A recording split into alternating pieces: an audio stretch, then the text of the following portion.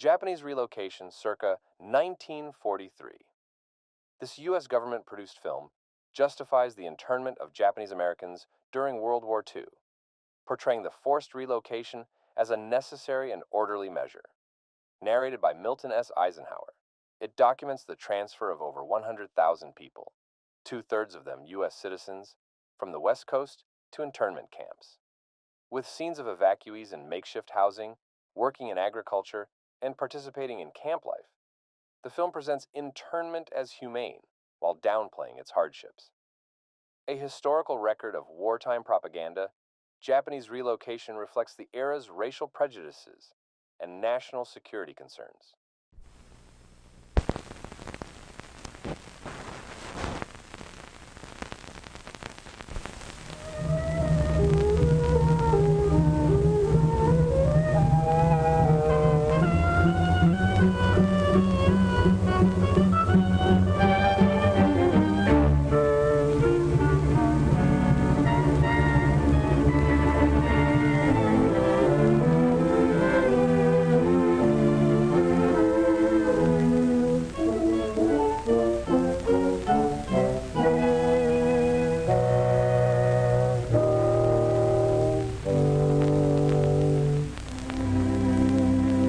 When the Japanese attacked Pearl Harbor, our West Coast became a potential combat zone.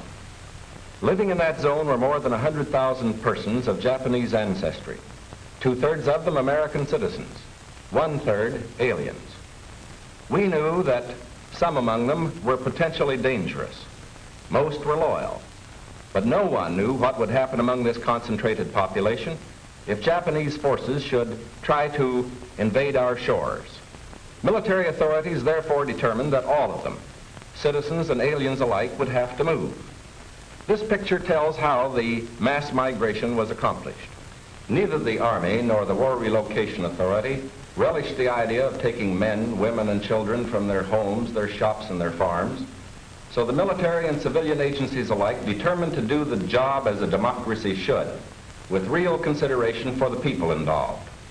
First attention was given to the problems of sabotage and espionage. Now, here at San Francisco, for example, convoys were being made up within sight of possible Axis agents. There were more Japanese in Los Angeles than in any other area. At nearby San Pedro, houses and hotels occupied almost exclusively by Japanese were within a stone's throw of a naval air base, shipyards, oil wells. Japanese fishermen had every opportunity to watch the movement of our ships. Japanese farmers were living close to vital aircraft plants. So as a first step, all Japanese were required to move from critical areas such as these. But of course, this limited evacuation was a solution to only part of the problem.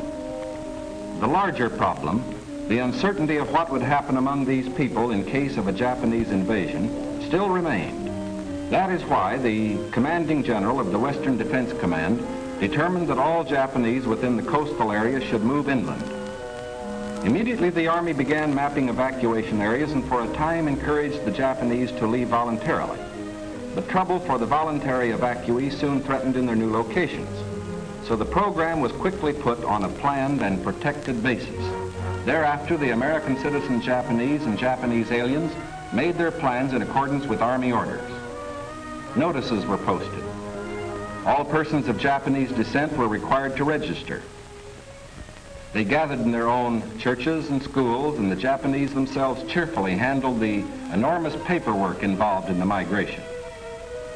Civilian physicians made preliminary medical examinations. Government agencies helped in 100 ways. They helped the evacuees find tenants for their farms.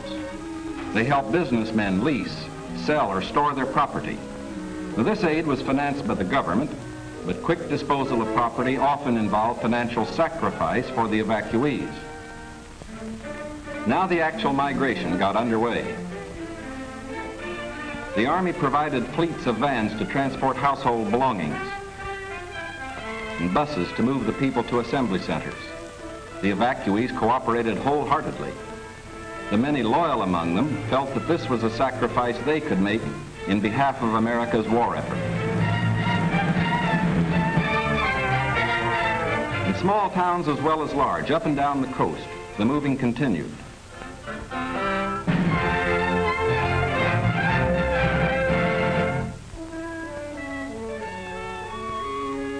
Behind them, they left shops and homes they had occupied for many years.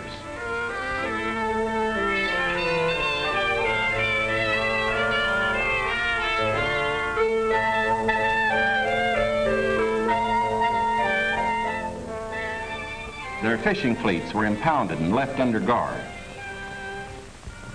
Now they were taken to racetracks and fairgrounds where the Army almost overnight had built assembly centers. They lived here until new pioneer communities could be completed on federally owned lands in the interior.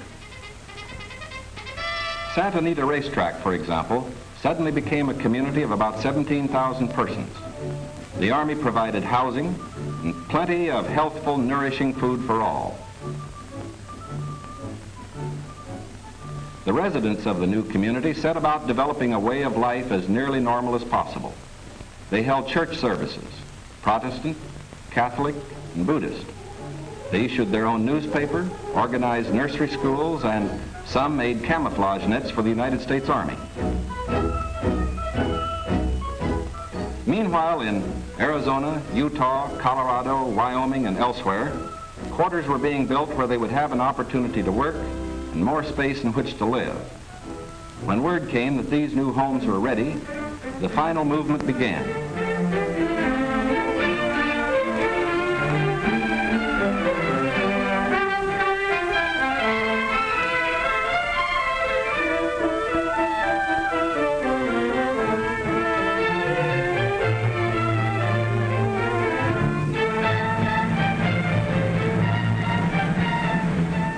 At each relocation center, evacuees were met by an advance contingent of Japanese who had arrived some days earlier and who now acted as guides.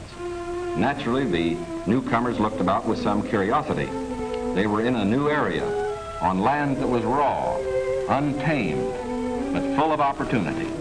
Here they would build schools, educate their children, reclaim the desert. Their own physicians took precautions to guard against epidemics. They opened advanced Americanization classes for college students, who in turn would instruct other groups. They made a rough beginning at self-government, for while the Army would guard the outer limits of each area, community life and security within were largely up to the Japanese themselves. They immediately saw the need for developing civic leaders. At weekly community meetings, citations were given to the block leaders who had worked most diligently. Special emphasis was put on the health and care of these American children of Japanese descent.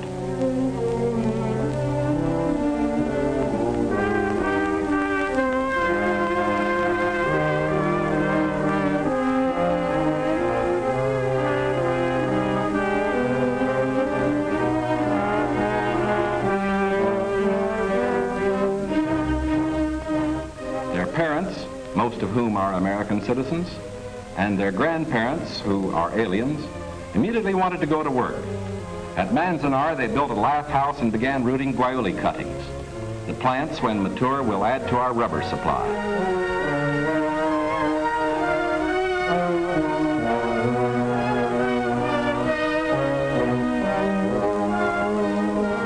At Parker, they undertook the irrigation of fertile desert lands.